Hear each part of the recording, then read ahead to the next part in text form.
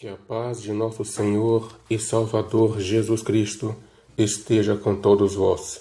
Meus queridos e amados irmãos, falando ainda sobre a derrota do cristão, agora que nós já sabemos que o dízimo nunca foi dinheiro, mas sim mantimentos que não eram dados num templo, mas sim ao necessitado, que não era todo mês, mas sim uma vez a cada 3 anos, que a casa do tesouro não é no templo, e sim no céu, e que a casa de Deus não é o templo, mas sim o servo do Senhor em quem Deus habita. Voltemos ao texto em Malaquias, capítulo 3, versículo 10.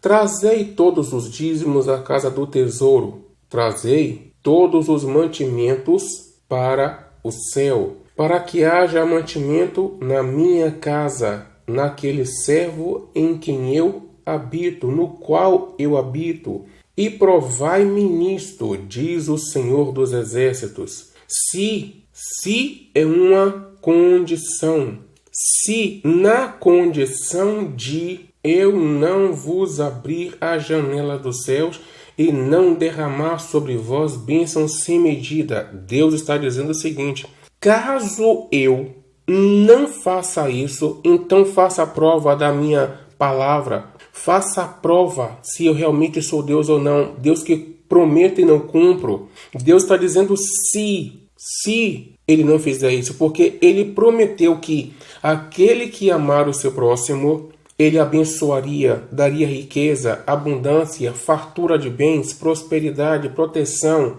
que seria uma nação feliz, uma terra deleitosa. É promessa dele. Ele está dizendo o seguinte: se você cumprir a sua parte e ele não cumprir a dele, faça a prova dele, bote ele contra a parede, cobre dele, porque é impossível Deus esquecer de alguma de suas promessas. Ele está dizendo o seguinte, que uma vez que você cumpriu a sua parte na lei, então na lei ele prometeu que aquele que obedecesse à lei, porque toda a lei se resume no amor, então se você praticou o amor, com certeza as bênçãos viriam sobre você. Se você praticou amor e essas bênçãos não viessem, então fizesse prova dele. Por isso que ele disse: se eu não vos abrir as janelas dos céus e não derramar sobre vós bênçãos sem medida. Por vossa causa repreenderei o devorador. Por vossa causa quem? Aquele que pratica o amor ao seu próximo. Por vossa causa repreenderei o devorador. O que é o devorador? As pessoas foram ensinadas de que devorador é demônio. Gente, o devorador que a Bíblia fala aqui é gafanhoto, é erva daninha, é praga, é peste. Tudo que consome lavoura, plantio, plantações é chamado de devorador. O gafanhoto é chamado de cortador, devorador, porque ele devora tudo. Formiga, cortadeira são devoradores também. Para que não consuma o fruto da terra. A vossa vide no campo não será estéril, ou seja, todas as tuas árvores darão seus frutos no tempo certo de maneira abundante, porque você cumpriu a sua parte da lei. Qual é a parte que cabe a você na lei? Amar o teu próximo, socorrer o teu próximo, ajudar o teu próximo, se compadecer do teu próximo, do teu irmão na fé. Você cumpriu a sua parte na lei? Então pronto, a outra parte, Deus vai cumprir a parte dele, que é te abençoar. No versículo 12 ele diz: todas as nações vos chamarão felizes, porque vós sereis uma terra deleitosa, diz o Senhor dos Exércitos. É necessário que as pessoas entendam que as bênçãos que Deus prometeu e que as pessoas ficam repetindo aí na ponta da língua são bênçãos sob uma condição. E as pessoas ignoram essa condição. Que condição é essa? Amar o teu próximo. Praticar o amor para com o teu próximo. Vós sereis uma terra deleitosa, diz o Senhor dos Exércitos. Gente, a última pesquisa que eu ouvi dizia que no Brasil tem 70% de evangélicos. Olha, gente, 70% é mais da metade. Então por que o Brasil não é uma terra deleitosa? É só por causa desses 30%? Não, gente. É porque uma coisa é ser evangélico, outra coisa é ser cristão. O cristão é que ele se preocupa com aquilo que glorifica a Deus e não consigo mesmo. Ele não olha só para o seu umbigo, não. Ele não olha para o seu próprio umbigo. O cristão, ele se compadece do seu próximo. Amor ao próximo é a base do cristianismo. O amor ao próximo, o socorrer o seu próprio irmão na fé é base do cristianismo. Sem o amor ao próximo, você é só um evangélico. Mas para ser cristão, tem que praticar o amor ao seu próximo, tem que se condoer das necessidades, das lutas, das lágrimas, das dificuldades, das carências do teu irmão, do teu próximo, para você ser um cristão. Como é que diz que vós sereis uma terra deleitosa? Gente, na regra da matemática, na regra da proporção e da inversão, não podem grandezas inversamente proporcionais crescerem juntas. Se as grandezas são inversamente proporcionais, à medida que uma cresce, a outra diminui. Mal e bem são grandezas inversamente proporcionais. Se o bem cresce, logo o mal diminui. Gente, como é que no Brasil tinha 40% de evangélicos, o mal tinha determinado índice. No outro ano, o número de evangélicos cresceu para 50% e o mal cresceu também. Agora, a última pesquisa que eu vi, tinha 70% de evangélicos e o mal cresceu absurdamente. Não podem duas grandezas inversamente proporcionais crescerem juntas. Tem alguma coisa errada aí. Porque o Brasil não é uma nação deleitosa, não é uma nação feliz. O que nós vemos é um monte de gente com Bíblia na mão, passando fome, com casa mal coberta, casa que molha tudo, pessoas indo para a igreja, dando dízimo, recebe a sua aposentadoria, tem que ficar escolhendo entre pagar o aluguel e comprar o medicamento, seus próprios medicamentos. Mas aquela ali tirou 10% e deu de dízimo na igreja. Tem alguma coisa errada, porque a palavra de Deus não volta atrás. Tem alguma coisa errada. Qual é o primeiro erro? A pregação do dízimo, ensinar a dar dízimo. Essa lei já foi abolida, já começa o erro por aí. Mas mesmo tendo o dízimo sido abolido, se a igreja de Cristo estivesse praticando o amor ao próximo, essas mazelas não estariam acontecendo. Em resumo, os dízimos eram para os pobres, primeiramente os da família da fé. E quando alguém usa esses dízimos em outras coisas como manutenção ou construção ou reforma de um templo, ou para pagar os impostos desse templo, ou para qualquer outra função, isso é chamado de desvio dos dízimos, é roubar a Deus. Os mais pobres não são socorridos e ainda ficam mais pobres ainda, depois de serem lesados e convencidos a darem aquilo que não têm, e que na verdade deveriam estar recebendo. E por outro lado, outros perversamente, friamente, enriquecem a si mesmos, totalmente insensíveis às necessidades daqueles que eles lesam a consciência. Através dos dízimos, Deus esperava que o povo aprendesse a amar o seu próximo. E por não terem aprendido, por meio da lei, o amor ao seu próximo, por não ter Deus, por meio da lei, atingido esse objetivo em seu povo, é que foi abolida a lei, como está escrito aos Hebreus no capítulo 7, versículo 18, que tal ordenança foi abolida por causa de sua fraqueza e inutilidade, pois a lei nunca aperfeiçoou coisa alguma, para assim introduzir uma esperança superior à lei, de maneira que Deus venha a atingir seu objetivo. Que objetivo é esse? É a vida eterna da alma. E esta através da obediência. Esta vida eterna através da obediência ao Senhor Jesus Cristo, cujo mandamento é: amai-vos uns aos outros assim como eu vos amei. João capítulo 15, versículo 12 e 17. O que dói é ver que, mesmo com tudo isso, ainda hoje há tantos no meio do povo de Deus que não têm em seus corações amor ao seu próximo e ficam, de um lado, uns pedindo e cobrando os dízimos, e do outro lado, outros dando os dízimos que já foram abolidos por interesses próprios, tais como proteção contra o devorador, proteção contra o mal, cura, prosperidade, emprego, libertação, casamento, moradia e etc. Nada voltado para o socorro do pobre. Com raríssimas exceções, uns lesam e outros são lesados. Uns fraudam, outros são defraudados. Porém, ambos, tanto uns que cobram os dízimos, quanto uns que os pagam, o fazem por interesses próprios, com raríssimas exceções. Pois, segundo o texto, o pobre é que deveria receber os dízimos, exatamente para não sofrerem escassez de víveres. Mas aqueles que mais parecem hienas que comem, nunca se fartam, estão assediando e convencendo muitos pobres a darem os dízimos.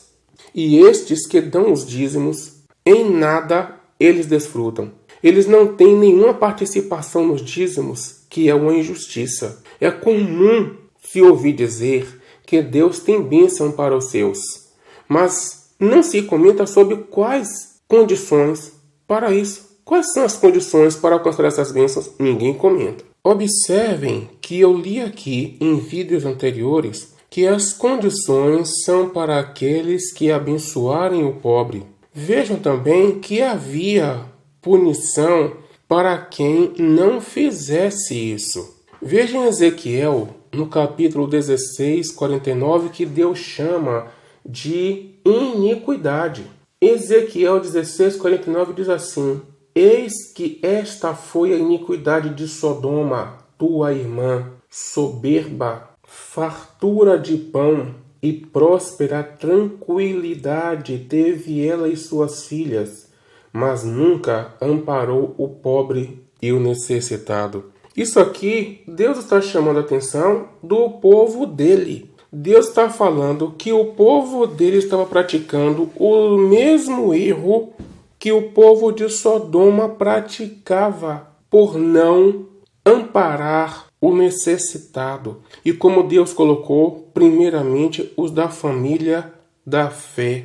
Toda a lei foi por Cristo abolida, para que, através do amor, da compaixão, cada cristão, sem tempo e nem quantidade estabelecidos, socorra o seu irmão, mesmo sem promessa de bênção ou de punições. O nome disso é liberdade. Liberdade para agirem como bem lhes convier, segundo os seus corações, assim o façam. E nisso, na ausência de promessa, de bênção ou de punição para quem fizer ou não fizer o bem ao seu próximo, é que é provado se há amor no coração desse que diz ser servo ou, mais ainda, se diz filho de um Deus de amor. E também é provada a intensidade desse amor, ou seja, até onde você ama, o que você é capaz de fazer em nome desse amor ao teu próximo. Pois há quem, na ignorância, faça o bem acreditando que serão abençoados por causa desse feito e que serão punidos se o deixarem de praticar. E a partir do momento em que passam a entender que no Novo Testamento não há promessa de bênção e nem de punição para quem praticar o amor ao seu próximo ou deixar de praticar, imediatamente deixam de socorrer o seu irmão, passando a viver somente para si mesmos, dando a entender que o bem que praticavam era, na verdade, em benefício próprio, em prol de si mesmos, ansiando alguma bênção ou por receio de punição, mas não por amor ao seu irmão. Isso serve de prova contra eles mesmos diante de Deus. Ou seja, por não haver amor, não se condoeu com as necessidades do seu irmão, o qual é casa de Deus. Logo, não amou a Deus. Como disse 1 João capítulo 4, versículo 20 e 21. Aquele que não ama a seu irmão a quem vê, não pode amar a Deus a quem não vê. Temos dele este mandamento, que quem ama a Deus, ame também a seu irmão. É assim que acontece, meus queridos. Se você quiser provar o coração de alguém, basta colocá-lo em situação de bastante dificuldade ou de fartura e dar-lhe toda a liberdade. Pronto. Daí é só observá-lo. Quando você coloca uma pessoa em situação de bastante dificuldade ou de bastantes bênçãos ou de bastante abundância e dá total liberdade àquela pessoa, é só observar ela. Ela, na sua liberdade, vai mostrar quem ela é. Muitas vezes as pessoas pensam que a abundância é bênção e não sabem que aquela abundância é uma provação. As pessoas interpretam provação somente como coisa dolorosa. Nem toda provação é dolorosa. Muitas provações vêm em forma de bênçãos. Muitas provações vêm em forma de prosperidade. Muitas provações vêm em forma de bens. As pessoas estão muito equivocadas enxergando provação somente como sinônimo de dor, lágrima, carência. Nem sempre. Às vezes, a dor é uma bênção. Às vezes, a carência é uma bênção. Às vezes, a pessoa escapa de algum mal por ser carente, por Deus colocar em situação de carência. Por exemplo, foi num momento difícil da vida de Paulo, do apóstolo Paulo, que ele rogou ao Senhor, num momento muito difícil, e o Senhor respondeu a Paulo: o meu poder se aperfeiçoa na fraqueza. E as pessoas entendem que o momento de dor, de lágrima, de angústia é ruim e não sabe que muitas vezes é uma bênção. Aquele momento de sofrimento para Paulo foi uma bênção. Enquanto que no momento em que ele estava com fartura, quando ele servia aos fariseus, perseguindo a igreja de Cristo, ele estava com fartura, mas aquela fartura para ele não era uma aprovação de Deus. Muitas vezes o servo do Senhor, ele é provado na bênção, na abundância, e ele pensa que aquilo é somente bênção. Meu querido, ao retirar as imposições da lei, Deus fez e faz isso sempre, com todos os seres humanos, independente de serem convertidos ou não. Deus o tempo todo dá liberdade e fica só observando, porque a lei, ela não dava liberdade, pelo contrário. As pessoas queriam não dar o dízimo, mas com medo da punição elas davam o dízimo. Nem todos davam o dízimo de coração, não. Muitos davam com medo da punição. Então Deus tirou a promessa de punição. Aí veio, na época do Senhor Jesus Cristo, aqui na terra, um romano que não era convertido, não servia o Deus de Israel, um centurião chamado Cornélio. Olha, gente, quantos apóstolos não viram um anjo de Deus? Aquele homem Cornélio não era convertido, não era hebreu, não era israelita, não era cristão. E Deus enviou um anjo para falar com ele e disse: as tuas caridades, as tuas ofertas subiram ao altar de Deus em memória. Subiram aonde? À casa do tesouro. Subiram à casa do tesouro, ao altar de Deus em memória. Sabe o que quer dizer em memória? Quer dizer que Deus nunca vai esquecer. Aquela justiça que Cornélio praticou jamais será apagada. É por isso que há últimos que virão a ser primeiros e há primeiros que virão a ser últimos. Há pessoas que, mesmo não conhecendo a Deus, amam o seu próximo e praticam esse amor, enquanto que há muitos que se chamam pelo nome do Senhor e negam o amor ao seu próximo, ao seu irmão. Esta é a derrota do cristão: o não amar, o não se importar com as lutas, com as lágrimas, com as necessidades do seu irmão, a começar pelos da família da fé. Essa é a derrota do cristão: o desfrutar sozinho das bênçãos recebidas das mãos do Senhor, e não condoer-se das carências do seu irmão para socorrê-lo, como diz em Eclesiastes, capítulo 4, do versículo 9 até o versículo 12, que diz assim: melhor é serem dois do que um, porque tem melhor paga do seu trabalho. Ou seja, quando uma pessoa está trabalhando sozinha, ela produz menos, carrega mais peso, se cansa mais rápido e termina mais tarde e ganha menos.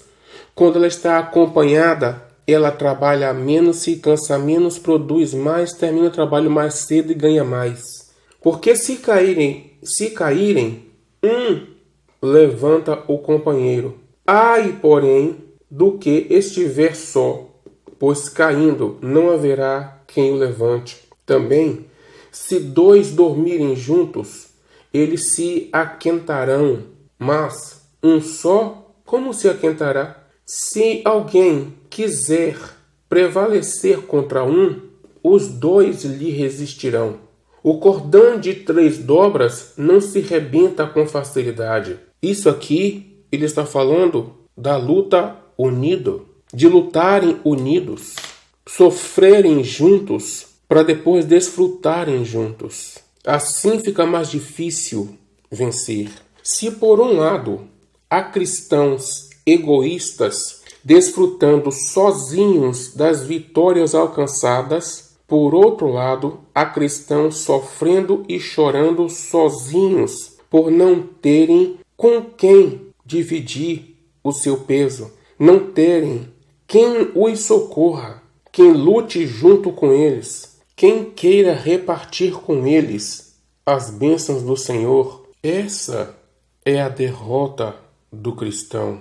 Bem ao contrário do que eu acabei de ler no livro de Eclesiastes, capítulo 4, do versículo 19 até o versículo 12, é o que o Senhor Jesus Cristo disse no livro de Mateus, no capítulo 12, no versículo 25, quando o Senhor Jesus Cristo diz assim: todo reino dividido contra si mesmo ficará deserto, e toda cidade ou casa dividida contra si mesma não subsistirá. O irmão que luta sozinho, dificilmente ele subsistirá. O reino, ou cidade, ou casa, ou igreja, ou corpo de Cristo, que luta sozinho, dificilmente subsistirá. Quem enfrenta sozinho o frio, quem enfrenta sozinho a fome, sem ter com quem dividir o peso da cruz, que luta sozinho, dificilmente